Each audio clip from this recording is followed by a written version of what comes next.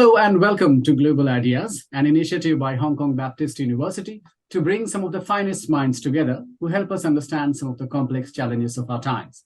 My name is Anilesh Kumar, and I am a PhD student in the Department of Journalism here at Hong Kong Baptist University. The theme for our talk series is what we are calling the deglobalization of global media. If you have been following our social media pages, you will know that in the previous episode of Global Ideas, we looked at the rise of the BBC, the role of BBC in establishing certain journalistic standards all over the world, but also some of its sharp criticisms. We also briefly touched upon the fragmentation of digital media platforms and the rise of many internets. In today's episode, we will expand on it. Now, there are very few non-English speaking countries in the world which have successfully launched an English language news channel operating 24/7 internationally with an aim to counter what many call the dominant Western media narrative. One such country is Russia. Russia has also been a proponent of curtailing the dominance of global tech giants, mostly based in the United States. So the question is, how do we understand the deglobalization of global media in the Russian context? And also, what is the role of countries like Russia, if any, in this wider deglobalization of global media? To help us navigate, we are extremely delighted to have someone with us who is considered an authority over the topic. We have with us Professor Elena Vartanova. Professor Elena Vartanova is Dean and Chair in Media Theory and Media Economics at the Faculty of Journalism, Lomonosov, Moscow State University. She is a member of the Presidential Council on Russian Language. She is also the president of the Russian National Association of Mass Media Researchers. Her research focuses on Russian and foreign media systems, media economics and media management, digital divide and digital capital, media education, journalism and media studies in Russia in a global context, and media and conflict. Professor Vartanova is a member of International Media Management Academic Association and also the president of the National Association for Media Researchers. She has been associated with several prestigious academic journals and has over 200 research articles under her credit. Professor Vartanova, welcome to Global Ideas. Thank you for inviting me. This is a big honor for me to talk to you about such important trends of media studies. Thank you. And we also have Professor Daya Thussu with us. Professor Thussu is a renowned global scholar of international communication. He is widely known for his extensive publications in the field of communication. He is the founder and managing editor of the Sage journal Global Media and Communications. He has authored or edited 20 books. Professor Thussu has been a distinguished visiting professor and inaugural Disney chair at Schwarzman College, Tsinghua University, Beijing, and currently teaches at Hong Kong Baptist University. Professor Thussu, welcome to Global Ideas. Thank you. And finally, last but not the least, we have Mr. Vincent Wong with us. Mr. Wong is a former bureaucrat, currently doing his PhD at HKBU. He has over 25 years of industry experience and is a pioneer in promoting solution journalism in Asia. Vincent has an MBA and LLB from the University of Cambridge and Imperial College in London. Welcome, Vincent, to Global Ideas, our own discussion series. All right, so let me go to our guest in Russia, Professor Vartanova. Let me start by asking you this. Do you think that we are entering into a period of deglobalization, also thanks to what is called the new Cold War? And also in the context of media and communication, do you think there is this trend of deglobalization, the rise of many media platforms, which are eager to put out their own narratives in the wider global context that we are witnessing these days? How would you respond, Professor Vartanova? Over to you. Thank you for such a substantial and I would say very important question. And perhaps this would be the topic for a particular monograph. However, in a couple of minutes, I'll try to present you how I see this. And I would say that we should consider deglobalization as the process of de-Americanization, first of all.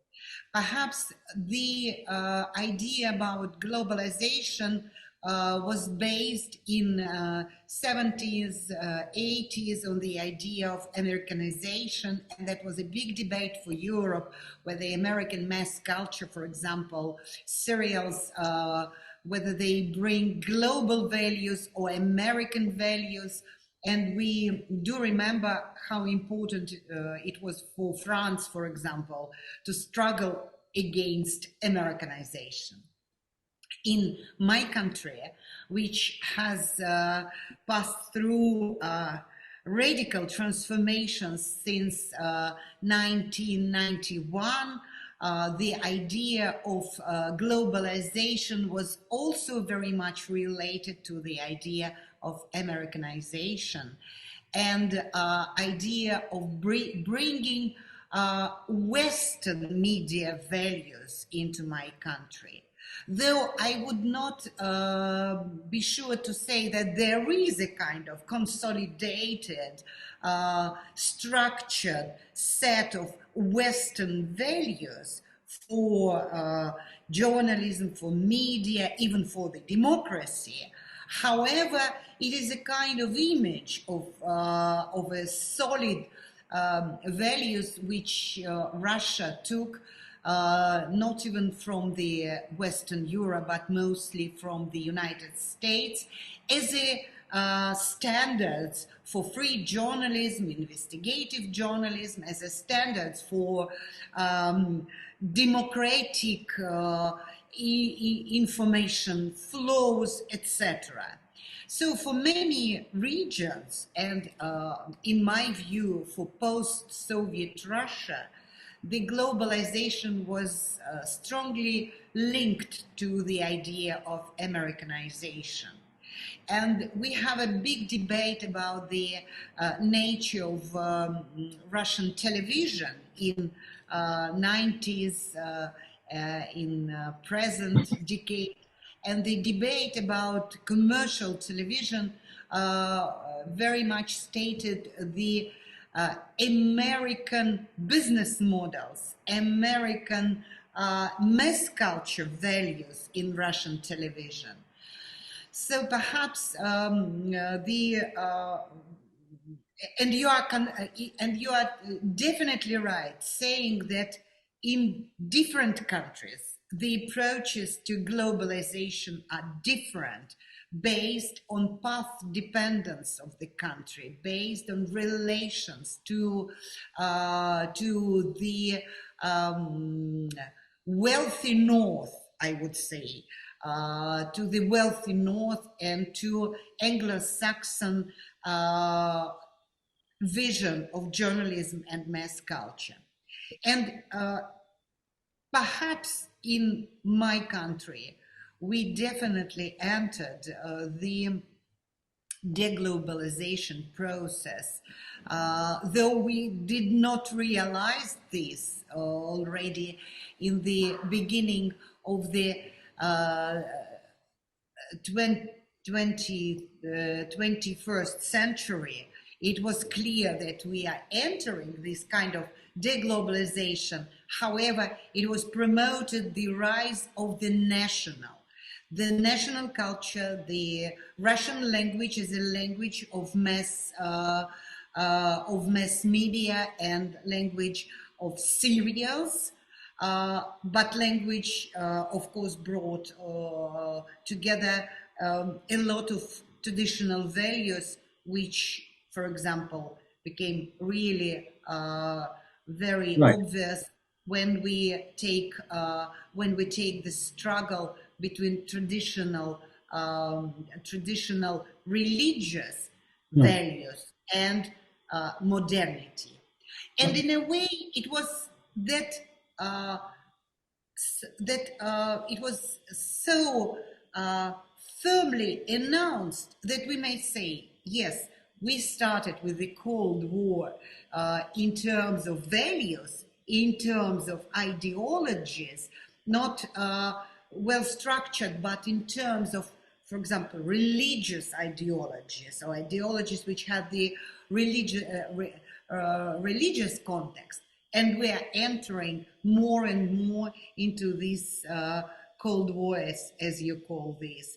So I think we are coming not to the deglobalization, but we are coming to the new format, new stream of globalization, which involves less dominant countries, like the Right. United States, but quite influential subjects of the global politics. And we are entering the new, some people call it asymmetric globalization, but we are entering the new globalization based on regional unions, Aspirations.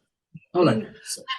associations, I would say. Right. Like Professor Vartanova, hold even that thought because you raised so many important issues. There's so much to take in. And I would like to invite Professor Thussu to address some of those points because she's saying that deglobalization is essentially de-Americanization. She's also talking about the rise of regional media, regional language media. Perhaps in the Indian context, that would be the rise of vernacular media. How would you address? Do you agree with what Professor Vartanova is saying, Professor Thussu? Yes, thank you. I think the idea of de-Americanization is very interesting because and it's not just in the context of Russia. It's happening in many other parts of the world too. But I think I'll just take a step back and think of the earlier disruption in the globalization discourse, which was the 2007-2008 economic crisis, which then led to a concern in many countries, important capitals, Moscow, for instance, Beijing, New Delhi, etc., non-Western capitals, I should say, to suggest that the American model, the new liberal model of globalization, has its limits. So we need to think of alternatives. And as a result, the BRICS grouping came up. And Elena would vouch for it. We've been working on BRICS-related media and communication, aspects for some time. We were both involved in a project which was basically based in Finland, but Elena had a very important contribution representing the Russian stream in that. And BRICS, as we know, actually originally was a Russian idea. Right? Then it was appropriated by China for its own geopolitical reasons. But how do you see BRICS as a phenomena in relation to media and communication? Because it represents quite a lot of the world, and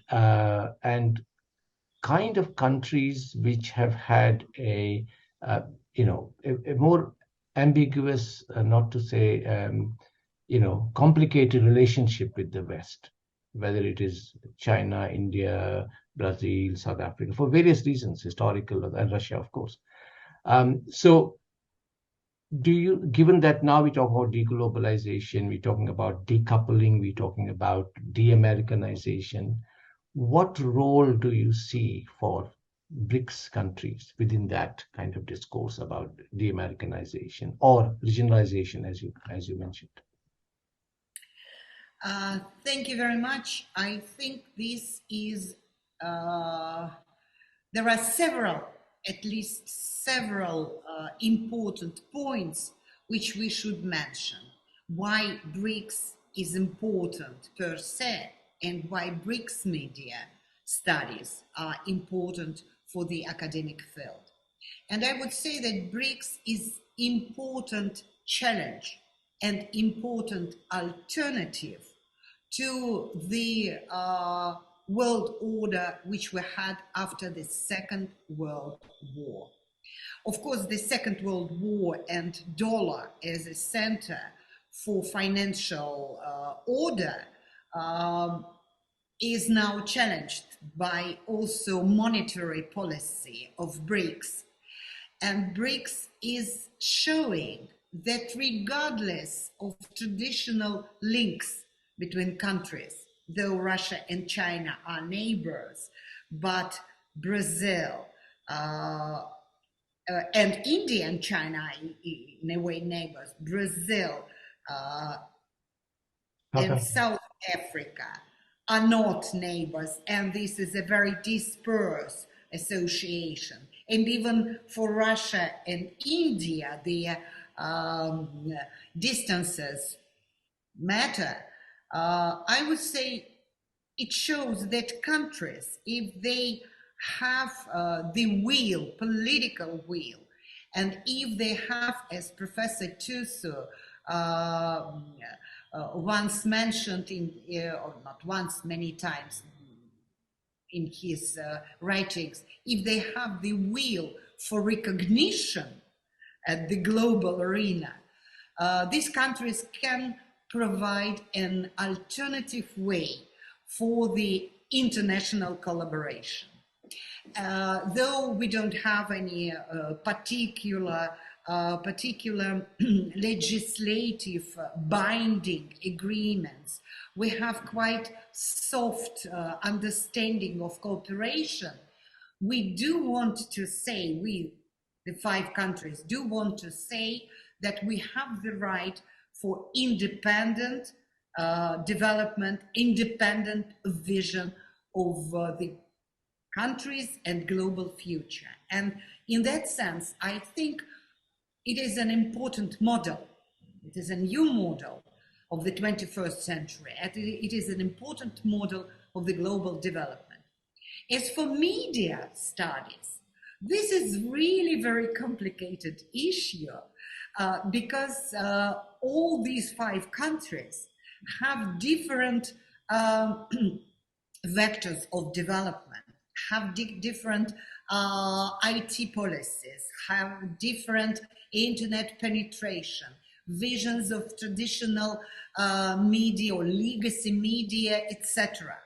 However, in my view, what is important is the role of the national through the language.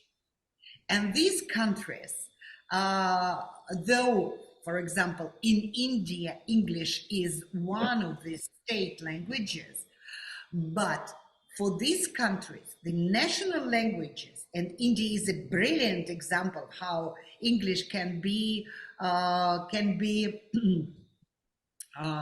paralleled in media policies by the native languages of the nations. It is a kind of multinational approach. The language shows that that countries have to work using the traditional cultures based on linguistic policies, based on linguistic particularities.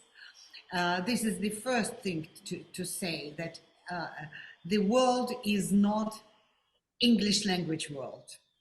It shows that national languages, ethnic languages are important.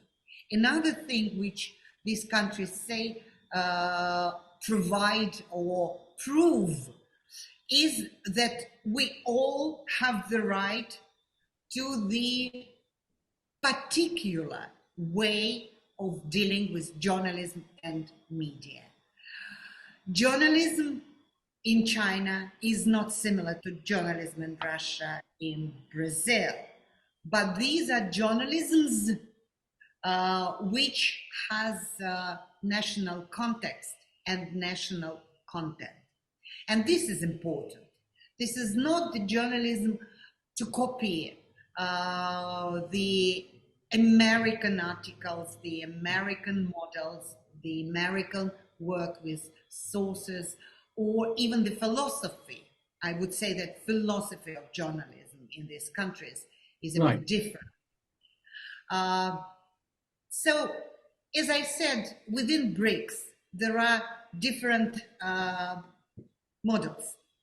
And one model is Russia-China, strong relations with the state. Another model is India, Brazil, South Africa, which in a way links to more freedom of speech principle. However, in all these 5 countries, journalism has been trying to demonstrate itself as a national creature, and this is important. Right. May I invite Vincent on the stage?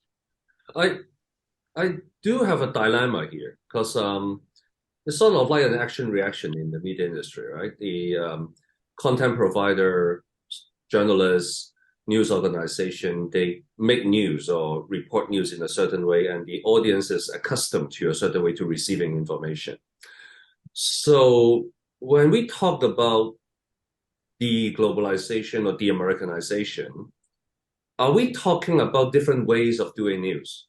But in different way of doing news, how can we be more effective in promoting a distinctive viewpoint in comparison with the existing globalized media?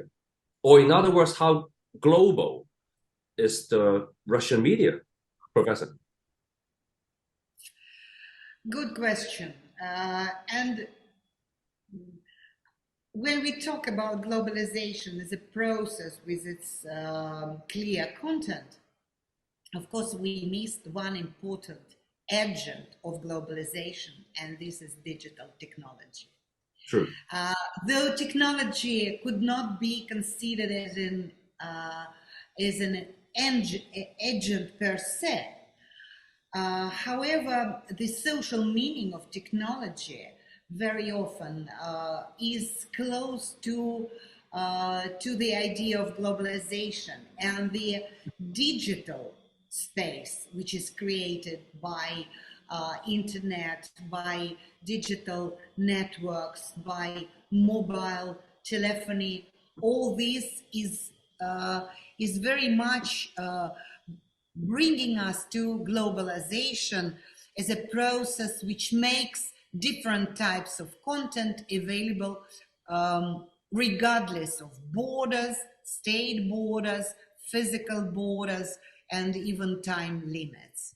And from that point, I would say that Russian media are really global, because until now, we are very much linked to the global digital space, and even digital global space is coming to Russia through particular platforms like Telegram, which is a new type of messenger, having Russian codes, having Russian software, but very much global because of lightning control over this digital control.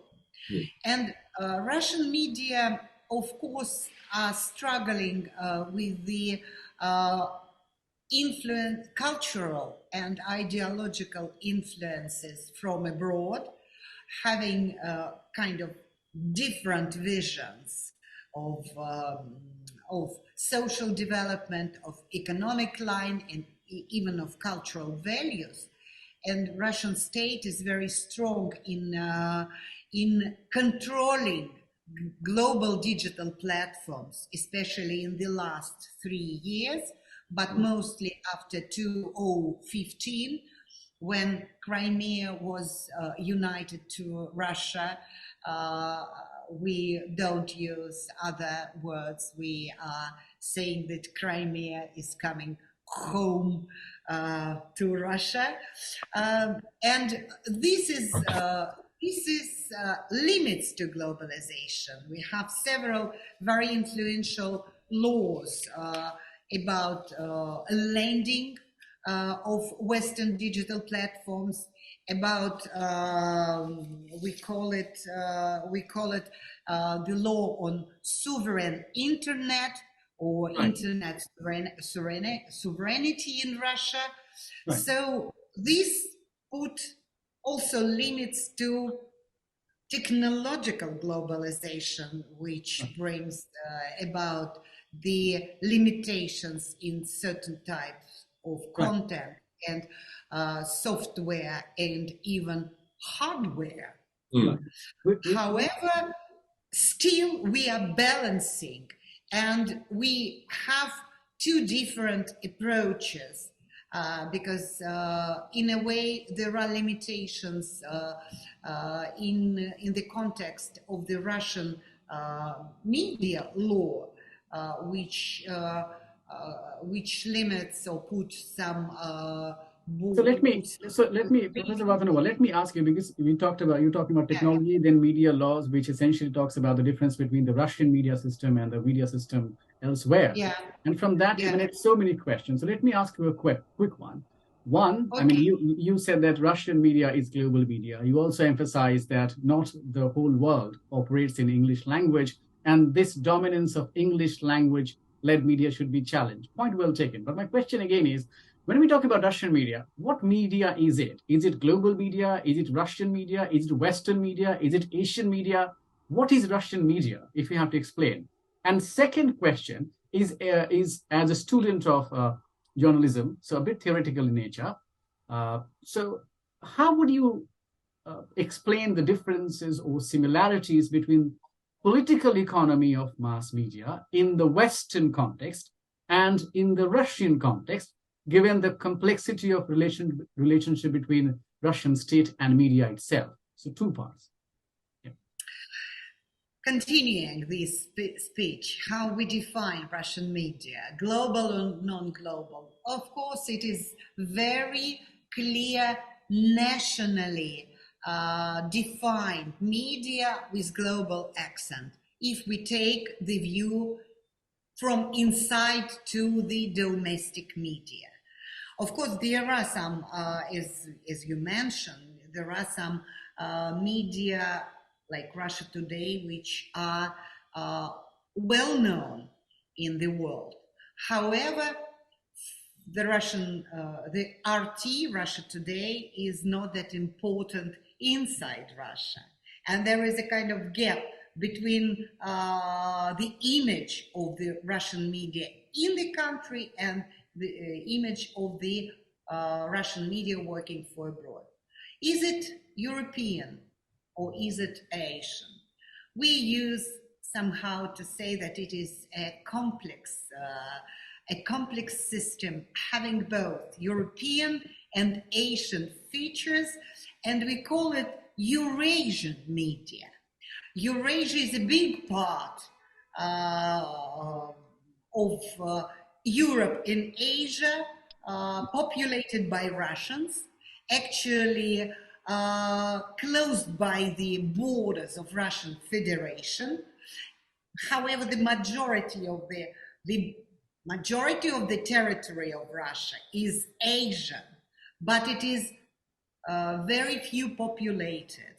The majority of population live in the European part. So we have to say that we have this very controversial understanding of our country, which is Eurasia, with European part of European cultural roots, and with very much informal traditions coming from Asia. And mixing all these, you would find Russia as Eurasia. And media the same. We have, in terms of ownership, state and private media. Though private media are few compared to state, they still keep quite influential effect on the media, in the media system, and that would be true especially for the entertainment media. Political and news media are mostly concentrated by the state corporations.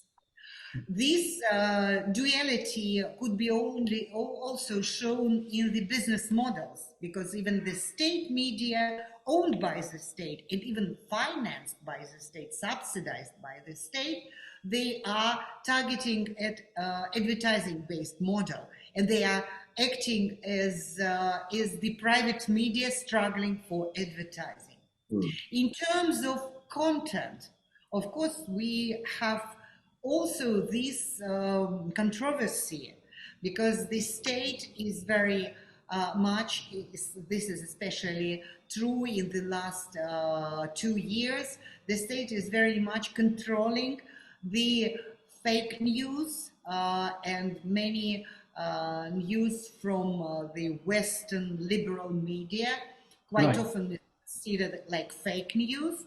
However, I have to state that really those media who are now marked as foreign agents and legally are not permitted to work in the country, they are not very they are not also high quality media, Right, unfortunately. but if I may interject here, let's draw our attention outside Russia rather than within Russia, because it's all Yeah. about deglobalization, and our theme is, how do we understand the contribution or the role of Russia in the deglobalization discussion or the trend that we are witnessing. If I may invite Professor Thussu, because Professor Vartanova talked about Russia today, but today it's also banned in some of the most prominent countries in the world. What is your take on that, Professor Thussu, and if you can take it further? Thank you. It's a very interesting case because RT, as it is called now, is perhaps still the most widely watched television 24/7 network on YouTube, although now it's not available. And you have to ask, why is there interest in what RT is putting out there? Right? Its motto is question more. Questioning what? Questioning the dominant narrative of largely coming from the United States. So it's interesting that the most liberal part of the globe, namely European Union, has banned it. Even the website is difficult to access. I was in London in the summer and I could not access it. I can access it here in Hong Kong, but I couldn't access it in London or in Paris. I was there for ICA. So it's interesting that, RT has become and I think RT is without doubt the most prominent Russian presence in the global media space. And it is, of course, one might have, arguments about how good its journalism is, but there's no doubt that it is providing a distinct perspective on global affairs. So I was really interested in what you said, Elena, about RT. You said that people within Russia don't care for it very much. It's not intended for them. You could say the same thing about Voice of America, right? Many Americans don't know what Voice of America is, because Voice of America is not for them, it's for the global audience. So my question to Elena is, how is this received in Moscow, the fact that the most liberal, pluralistic, freedom-loving media system has actually banned it, and there is no serious discussion about the fact that they're depriving their population of an alternative perspective, especially at a time when Russia is now seen as the greatest threat to the world that we know of. Of course, Russia today for many years was kind of English, then German and Arab language. And French. And French channel.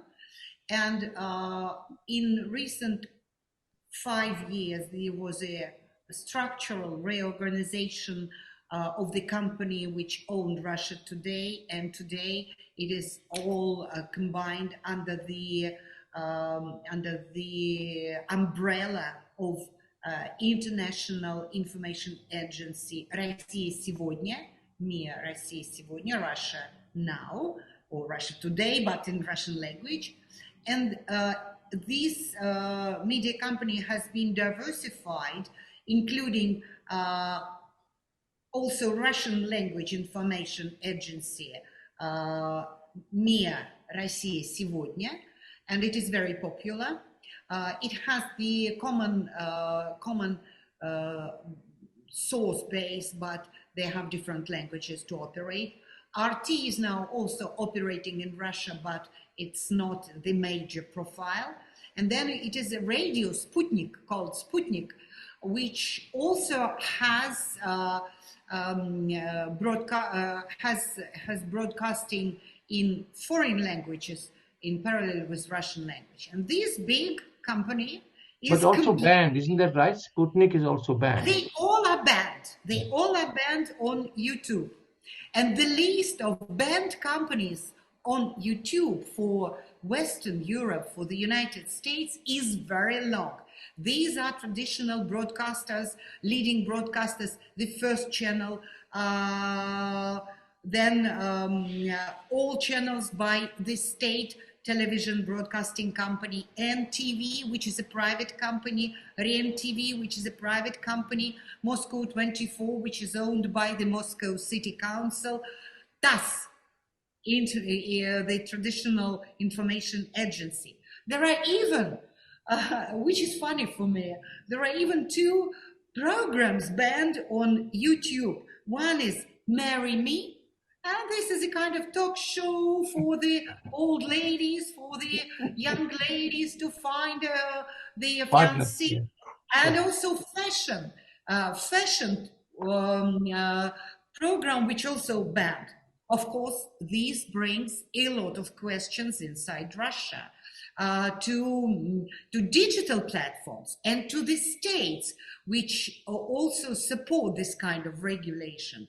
And Russia, in a way, feels itself legitimate when we started to develop our own digital platforms like Yandex, which is very strong, or like VK, which is very strong social network, and we say the lending law or the sovereign internet were not that stupid laws if our media could not broadcast on YouTube. And the public opinion is very negative inside Russia, and Russian people are extremely disappointed after foreign companies, foreign media giants left Russia in February, at the end of February. Let me just say who left. In films: Warner Brothers, Universal, Paramount Pictures, Sony Pictures. Online platforms: Netflix, Spotify, Amazon Prime Video. TikTok banned Russian users to ban the placing of Russian content. We may watch TikTok, but we may not put our TikTok there. Then we have also other bans in game industry, in online shops, etc. So you want to know how Russians are dealing with this? Of course, very disappointed. Of course, we understand the political motivations of the Western countries, but on the other hand, Russians say that we have to develop our national resources. Right. And so on that note, let me invite Vincent, because if news organizations are being banned, the question is, where do we get objective information from, isn't it, Vincent? Yeah, I think the professor earlier mentioned that when we talk about deglobalization and the Russian media, we have to look at the technology, right? And it is precisely the technology, social media, sharing journalism, that actually create a lot of problems of knowing the whole truth, or even knowing what is truth. Then there's a solution, which is called fact-checking the fake news.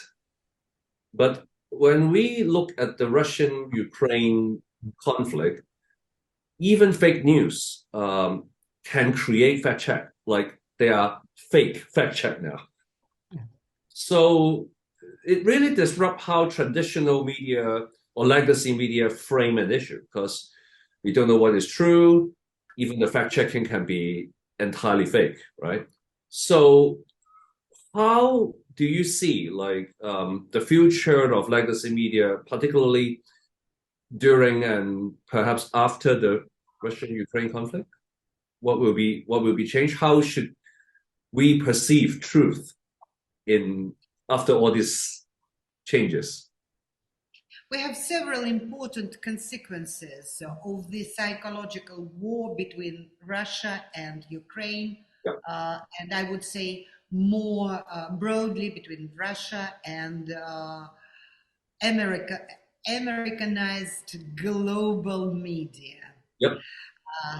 Let me put it like this. And I would say that the future of technology is very promising.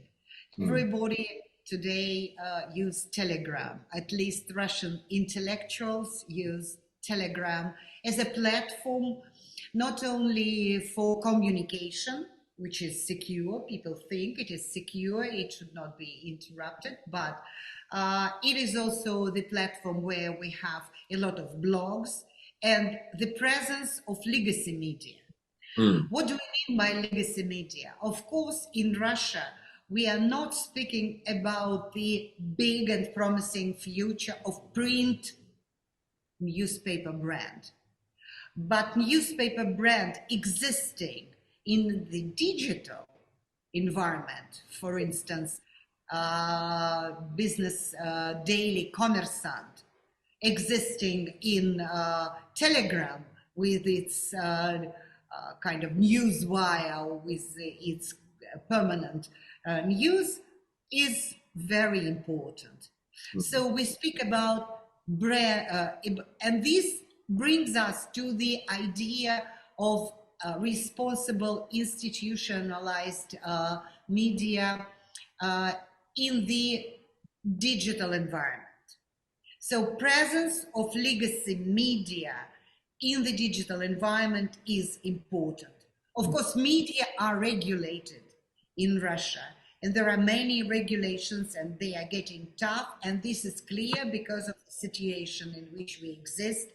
We should remember the similar situations where Pentagon had particular rules for the Iraqi war, or military departments has different restrictions.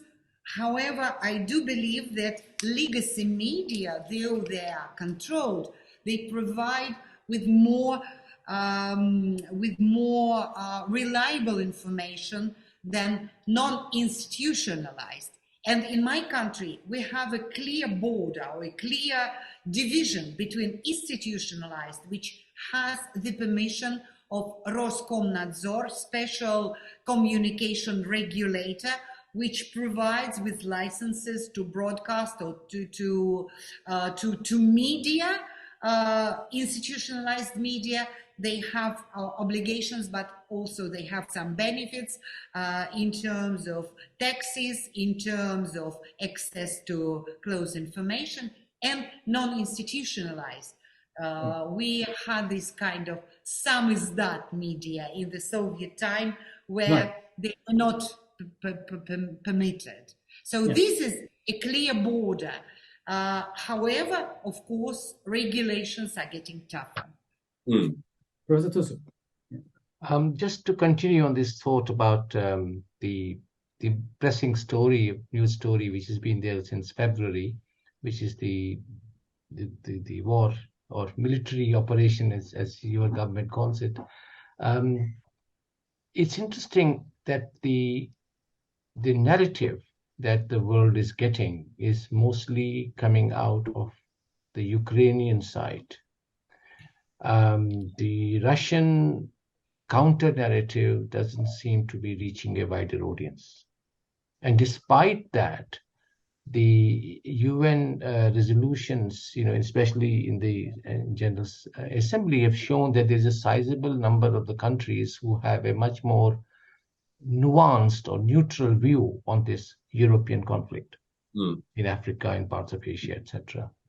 So do you think there is a problem in the way the Russians are able to tell their version of the story as against Ukraine, which of course has friends in New York and London and Brussels, and I could go on, the list is very long. But is there an issue with Russia not being able to tell its version of story? And it's not just about banning of RT, which might be effective, but what is Russia doing to tell its story to China, to Brazil, to Africa, right? So is there a gap there, which sort of relates to what Vincent was asking you earlier about the global media, the Russian global media? I think we are not in that way quite efficient. And Russian way to tell the story from the backgrounds and with the details after 2014, when Donbass was bombed and when Russian language was suppressed there, and when Russian culture was suppressed there, including all Ukraine, of course, where Russia was a kind of ban for all. Ukraine was called in my country anti-Russia, and that was true. I do believe that we have to be more efficient in that way in English language as well. And of course, this story is very complicated, and like many things in Russia, it has historical roots, and it has the roots even longer than the Soviet Union. Even Imperial Russia and imperials had developed a lot the territories where today Ukraine is, and these territories which we call newly united, new territories which are now developed by Russia by investment of money. Of course, I do believe that we have to speak more, but we are not allowed it. And Russians, even in academic communication, are not allowed it to international conferences in Europe. We are excluded from ECREA, you understand, only because we are professors of the Russian State University. And that is something which we cannot do with. I am dean. I understand that my position is very high. I'm not professor, I'm dean, and that I might be considered in this package of those who are unwishable to Europe, which sounds, I would say, completely impossible for me. But there are younger scholars who we don't have private universities in Russia. So there is no option for young researchers to join private university and to get salary from private university.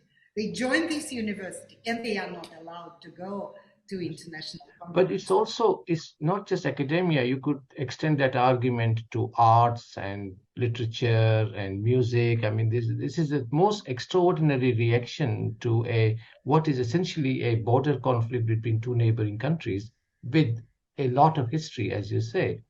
But I think it's not the conflict between bordering countries. It's the conflict between Russia and the West. Yes, and absolutely. Ukraine in this case is only proxy. A kind of proxy war, or even bridge. Yes, of course. Unfortunately, that's the case. Sorry for interrupting. Sorry. No, that's right. I just wanted to, if Anilesh would let me, I wanted to. Can I go on with another question? Please go ahead. Yeah. Okay. I also go ahead. Yeah. Sorry, what did you say? No, go ahead, Professor Thussu. Okay. Go ahead. I was going to ask a question about the Russian internet, because it's been referred to it quite a lot from the very beginning, that technology is fundamental to the process of globalization. So if we are moving to a phase of deglobalization, of fragmentation, there seems to be, very broadly speaking, two models of the internet. One is supposed to be free, market-driven, owned by mostly companies in California. And you have the Chinese version, totally state-controlled internet with both hardware and software, which is indigenous, which is Chinese. All the platforms they use are Chinese.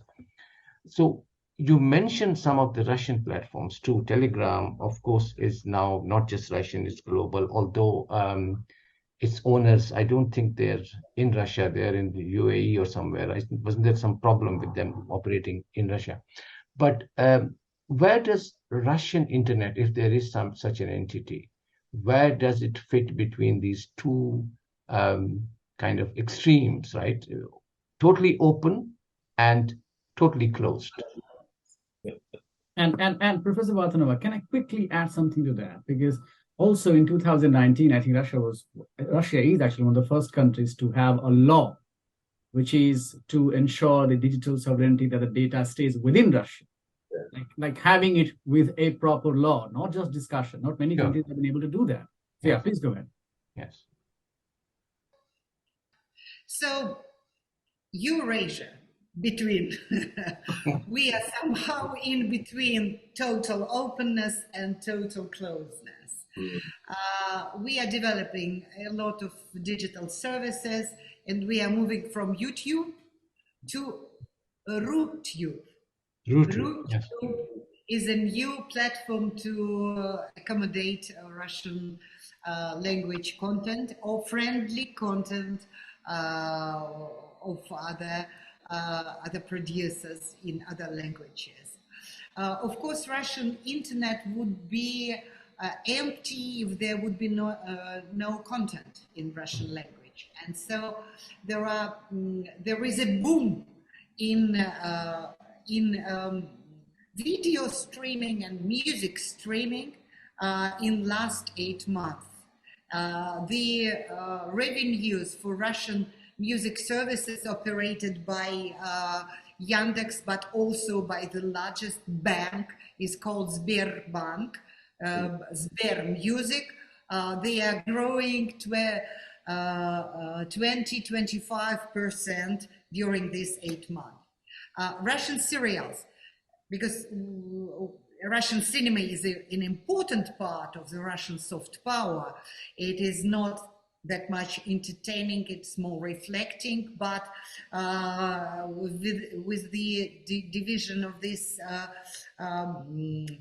always withdrawal of this foreign OTT services or streaming services, we are seeing also the rise in production of serials, and two companies like Yandex as well. Yandex TV service, Yandex cinema service, Kinopoisk, Cinema Search.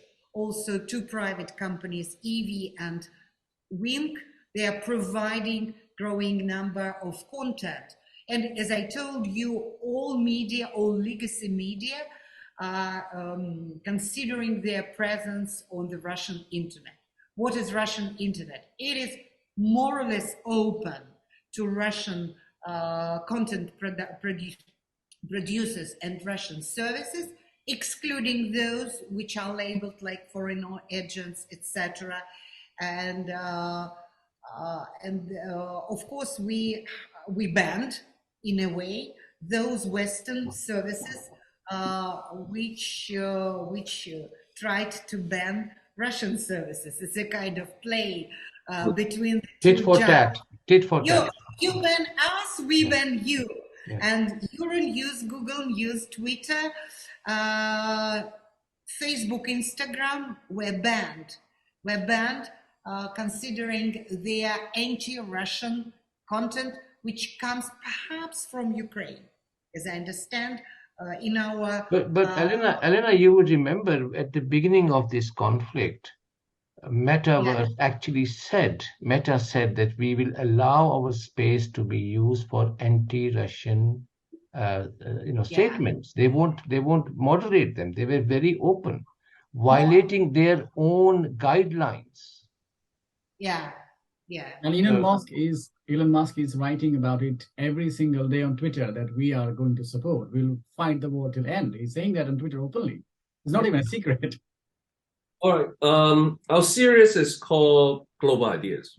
So let me ask the Dean for some food for thoughts. So what will be called the global media? How should we envision it?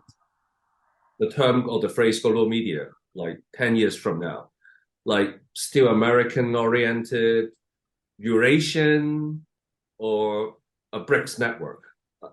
How do you see it? It's a very good question. And for the time being, in my country, we think that the question might be, this kind of questions might be answered only when we understand the future relations with Ukraine and other countries. And being optimist, being optimist, I would say it would be media of the rest, the rise of the rest as a